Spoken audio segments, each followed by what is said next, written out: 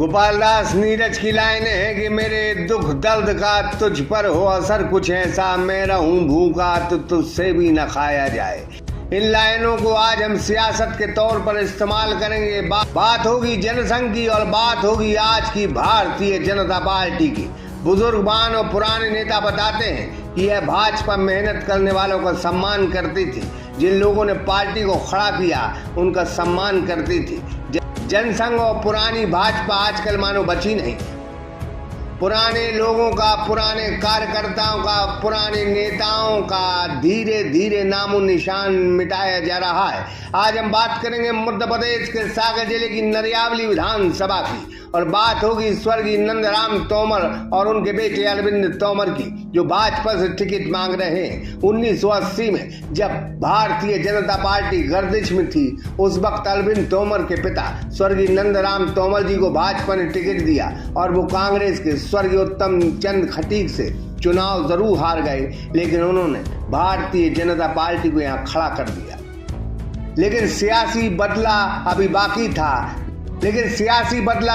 था। बेटे के मन में अभी चिंगारी जग रही थी कि उसके पिता को जिसने हराया वो भी उन्हें चुनाव हराएगा। और उनके बेटे अरविंद तोमर ने जिला पंचायत के चुनाव में स्वर्गीय उत्तम चंद खटीक को हरा दिया और अपने पिता की हार का बदला ले लिया। लेकिन अब इस जनसंघी परिवार को कोई पूछने वाला नहीं। अरविंद तोमर हर बार नरियावली से टिकट मांगते हैं, पार्टी की गाइडलाइन के अनुसार काम करते हैं, पार्टी की सेवा करते हैं, लेकिन पार्टी उन्हें मौका नहीं देती। उनके पिता ने इस नरियावली विधानसभा में पार्टी को खड़ा किया, लेकिन क्या करें, अब शायद भाजपा सब भूल गई है।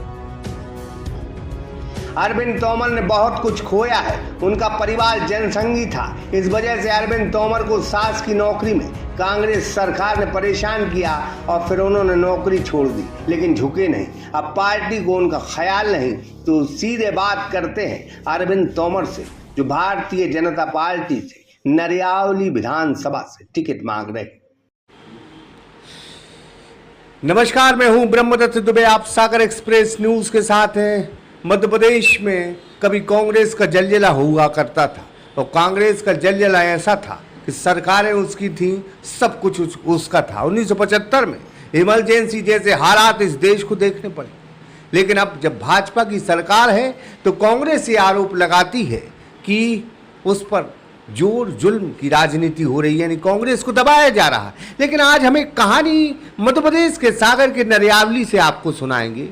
वाकया 1980 का है, जब एक जनसंघी परिवार को भाजपा ने टिकट दिया। 80 में भाजपा बनी और जनसंघी परिवार को टिकट दिया भाजपा से नरियावली विधानसभा।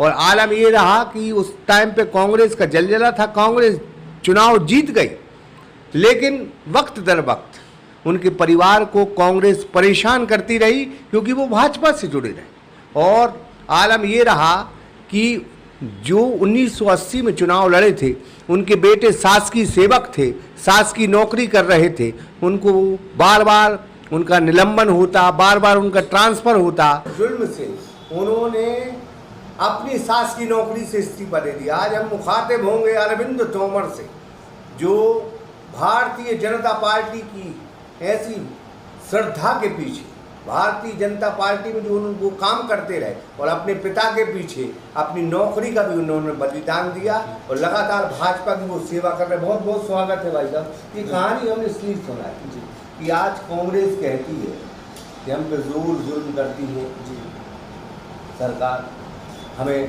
परेशान करती है।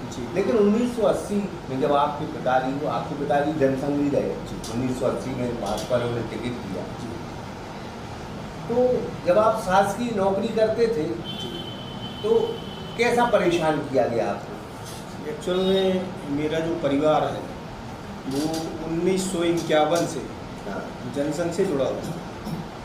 हमारे पिताजी जो थे वो जनसंघ के स्थापना सदस्य थे और हमारा जो बैकग्राउंड है वो जनसंघ आरएसएस इससे पूरा वो बना हुआ। क्योंकि परिवार जनसंघी था और जनसंघ से जुड़े हुए थे हम लोग। जब सर्विस करते थे तो सर्विस में ये दिक्कत ये आती थी कि कहीं ना कहीं मेरे ऊपर आरोप लगा दिया जाता था 1996 में जब लोकसभा चुनाव हुआ तो माननीय वीरेंद्र कुमार जी चुनाव लड़े, तो उस टाइम कांग्रेस की सरकार थी और उनने मेरे ऊपर आरोप लगाया कि आप भारतीय जनता पार्टी का काम कर रहे हैं और इस आधार पे आप मतदाता को डरा रहे हैं, धमका रहे हैं। इस आधार पर उन्होंने हमारे हमको सस्पेंड किया था 1996। इसके बाद बहाल हुए और हर साल कांग्रेस का शासन था तो हर साल हमारा ट्रांसफ़र कर दिया जाता था।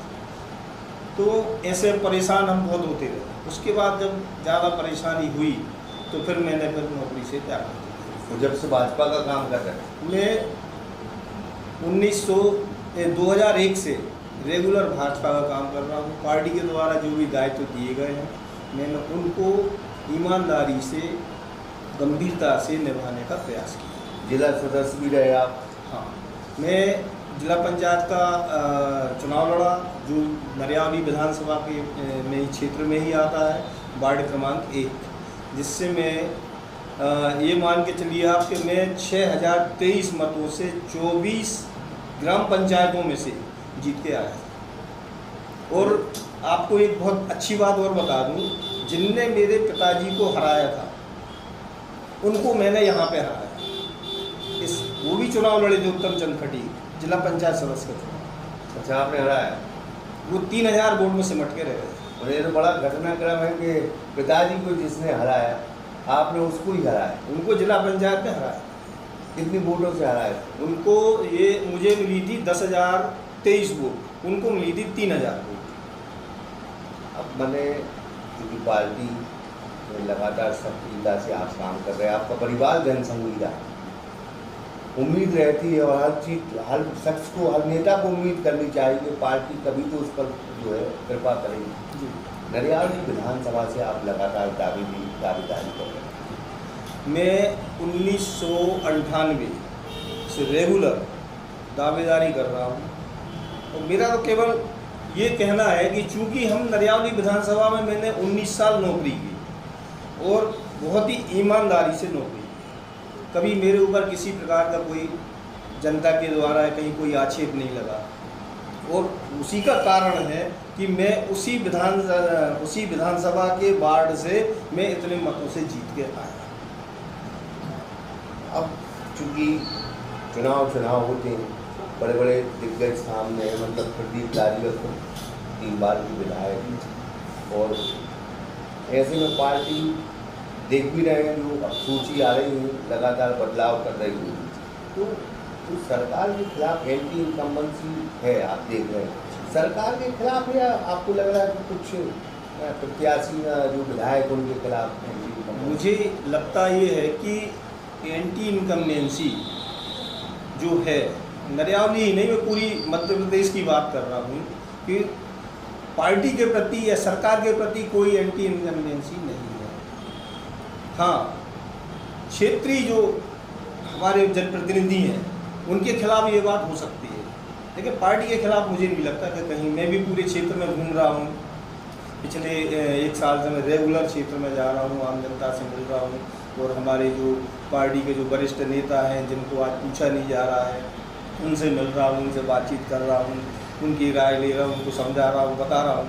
तो इतना मतलब लोगों की मन में एक कुंठा है कि कुछ लोगों के द्वारा ही वर्तमान जो है उनके द्वारा उनको मोबिलाइज किया जा रहा है, लेकिन पार्टी के जो पुराने कार्यकर्ता हैं उनको महत्व नहीं दिया जा रहा है, जिससे ये इनके प्रति जो है एंटी इनकम्बेंसी वो ये व्यक्ति हम तो ये कहते हैं कि भाई साहब टिकट सभी को मांगना चाहिए, लेकिन आपको नहीं लगता कि जब चेहरा दागदार होने लगे जी, या आप जो माहौल देख रहे हैं घूम रहे हैं जी, तो उसमें जनता में किस बात की नाराज़गी देख रहे हैं? ये हल्ला तो बड़ा जोरों से जनाब नरियावली में काम गड़बड़ है, जहाँ काम गड़बड़, बीना भी बहुत खतरनाक सीट है, मतलब भाजपा ने जीत कर, तो आप तो घूम रहे लगातार, क्या देख रहे हैं? मैंने बताया ना आपको, जो वर्तमान में जो है उनके प्रति एंटी इनकम्बेंसी है, सरकार के प्रति कोई ऐसी इनकम्बेंसी नहीं है। अगर भारतीय जनता पार्टी आपको उम्मीदवार बनाती है, क्या कमी और क्या देखते हैं आप नरियावली जो नहीं हुई जो होना चाहिए? नहीं, भारतीय सबसे पहला मेरा काम ये हुआ कि अगर भारतीय जनता पार्टी मुझे उम्मीदवार बनाती है तो भारतीय जनता पार्टी के जितने हमारे पुराने कार्यकर्ता हैं जिनको आज पूछा नहीं जा रहा है उनको सबको सक्रिय करेंगे। इनके साथ साथ जो वर्तमान में जो हैं पार्टी के जो लोग काम कर रहे हैं उनको साथ लेके, और वर्तमान में विधायक जी हैं या जो भी है हमारे प्रतिद्वंदी है, मतलब जो टिकट मांग रहे हैं, सबको लेके साथ में लेके ही हम आगे जाके काम करेंगे। अच्छा, आप देख रहे हैं कि आजकल गुटबाजी भी ज़्यादा है और चूँकि काफ़ी वक्त से सरकार भाजपा की है, तो जो मूल भाजपा का कार्यकर्ता, क्योंकि आप जनसंघी है जी, मूल जो भाजपा का कार्यकर्ता उसके क्या हालात हैं आज? भारतीय जनता पार्टी का जो मूल कार्यकर्ता है वो अपने आप को उपेक्षित महसूस कर रहा है, तो इसी कारण एंटी इनकम्बेंसी। अगर उन कार्यकर्ताओं को पूछा जाता, उनको मान सम्मान दिया जाता तो आज ये स्थिति नहीं है। आप देखते हैं रैली बड़ा विकास कर गया, और आप देखते हैं खुरई भी अच्छा चमचमा गया, सुर्खी में भी उन्नत विकास हो रहा है। बिल्कुल सागर से सटा हुआ है क्षेत्र, मतलब जो विकास होना चाहिए नरियावली वो क्यों नहीं हो पाया? अब चूँकि नरियावली विधानसभा सागर के चारों तरफ है, और मेरे ख्याल से अगर इसको देखा जाए तो आप यहाँ से चले जाए तो मेहर गांव 20 किलोमीटर, मतलब इसकी जो राउंड में जो है 15 से 20 किलोमीटर है, और अगर आप जाएंगे तो 35 किलोमीटर जरुआखेड़ा एरिया वहाँ तक इनका रूट लगता है। तो यहाँ पे उद्योग धंधा स्थापित करने में हमें लगता है कि कुछ दिक्कतें होंगी, लेकिन हमारे जैसे आपका ये सिद्धगुआ है, सिद्धगुआ के आसपास जो इंडस्ट्री ये उद्योग जहाँ स्थापित हुए हैं वहाँ पर भी बहुत अपन काम कर सकते हैं, वहाँ कोई बड़े उद्योगों की अपन व्यवस्था करवा सकते हैं। तो अपना प्रयास यही होगा, अगर पार्टी मुझे उम्मीदवार बनाती है तो हम नरियावली का विकास सिस्टोमेटिक ढंग से करने का प्रयास करेंगे। जब आप देखते हैं कि अब जिसकी जितनी संख्या है वो उस हिसाब से बातचीत करता है, सारी पार्टियों भी ऐसी सोचती है, लेकिन आपको नहीं लगता कि बहुत साफ सुथरे आदमी चुनावी मैदान में उतारना चाहिए? बिल्कुल, आपकी बात बिल्कुल सही है। जो साफ सुथरे लोग हैं उनको मैदान में उतारना चाहिए। सवाल संख्या का नहीं है। अगर आप बात करते हैं कि जिसकी जितनी संख्या उसको उतना वो मिलना चाहिए, मेरे हिसाब से मेरा सोचना ये है कि पार्टी का कोई भी नेता किसी एक समाज से नेता नहीं बनता। आधार हो सकता है नेता बनने का, लेकिन आप चाहें कि हम किसी एक समाज से खड़े होकर अपने समाज का दबाव बना के हम कोई मतलब टिकट ले आएँ और हम जीत जाएंगे, तो अकेले एक समाज कभी नहीं जिताती। जब तक आपको सर्व समाजों का सहयोग नहीं मिलेगा आप कुछ नहीं कर सकते। तो मेरा ऐसा मानना है कि मेरी समाज कम है, इसमें कोई दो मत नहीं है, लेकिन हमारे लिए सवर्ण वर्ग है, पिछड़ा वर्ग है, अनुसूचित जाति वर्ग है, अनुसूचित जनजाति वर्ग है, मुझे सभी समाजों का समर्थन प्राप्त है। आपको एक बात और बता दूँ, चूँकि मैं सदर बाज़ार में निवास करता हूँ, सदर बाज़ार में अभी तक एक बार कांग्रेस से शिव कुमार श्रीवास्तव जी को टिकट मिला था सागर विधानसभा से, जब सदर बाज़ार सागर विधानसभा में था उस टाइम। उसके बाद आज तक सदर के किसी भी व्यक्ति को टिकट नहीं मिला।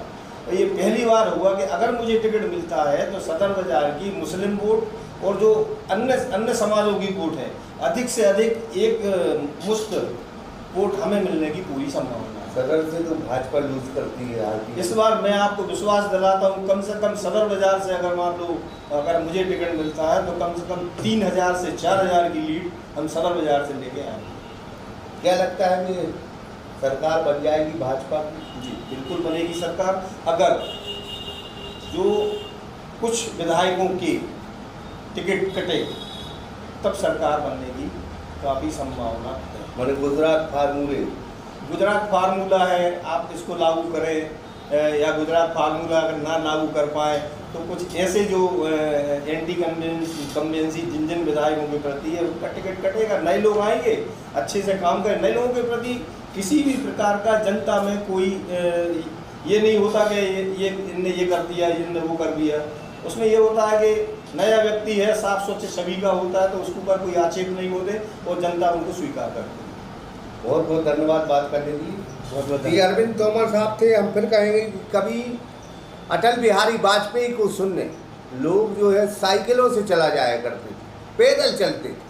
वो जुनूनी, वो हकीकत जो जुनून की थी, वो अटल बिहारी वाजपेयी के प्रति जो श्रद्धा थी, जो भारतीय जनता पार्टी के प्रति श्रद्धा थी, वो शायद अब देखने को नहीं मिलती। उसका कारण ये है कि कई विधायक ऐसे हुए, कई मंत्री ऐसे हुए जिन्होंने भाजपा के मूल कार्यकर्ता, जिसने भाजपा को खड़ा किया, उसको ही अलग कर दिया। तो अरविंद तोमर साहब बता रहे थे कि अगर भारतीय जनता पार्टी के मूल कार्यकर्ता के साथ अगर इंसाफ होगा तो नरियावली ही नहीं, मध्य प्रदेश में कमल खिलेगा। ब्रह्मदत्त दुबे, सागर एक्सप्रेस न्यूज, नरियावली। आपके शहर सागर में सागर चाबी सेंटर एवं मीटर रिपेयर, समस्त कार एवं मोटरसाइकिल की डुप्लीकेट चाबियां बनाई जाती हैं। साथ ही लॉक रिपेयर व मीटर रिपेयर किए जाते हैं। पता गंधर्व होटल, अप्सरा टॉकीज के सामने, भगवानगंज, सागर।